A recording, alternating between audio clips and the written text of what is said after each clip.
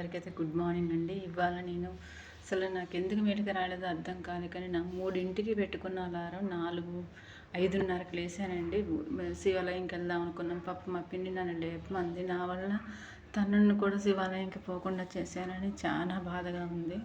ఎందుకు ఇలా జరిగిందో నాకు అస్సలు అర్థం కావట్లేదు. అలా ఎప్పుడు నేను సెల్ పక్కన ఉంచుకొని చూసేదాన్ని, వాళ్ళు పక్కన ఉన్న సెల్ చూడలేదు.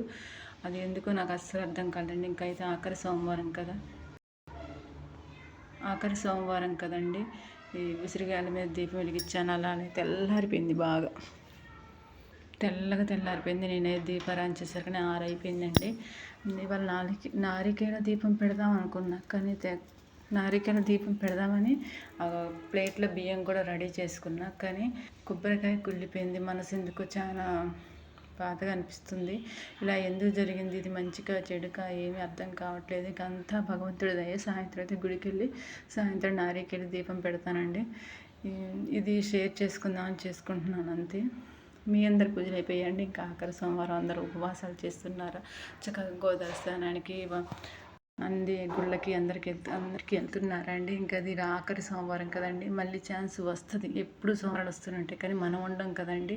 ఉండమో కూడా తెలియదు. అందరూ మంచిగా పూజలు చేసుకొని మనస్ఫూర్తిగా అందరూ బాగుండాలని ఆ భగవంతుని అయితే ప్రార్థిస్తున్నాను. అందరికీ మరొకసారి గుడ్ మార్నింగ్ అండి.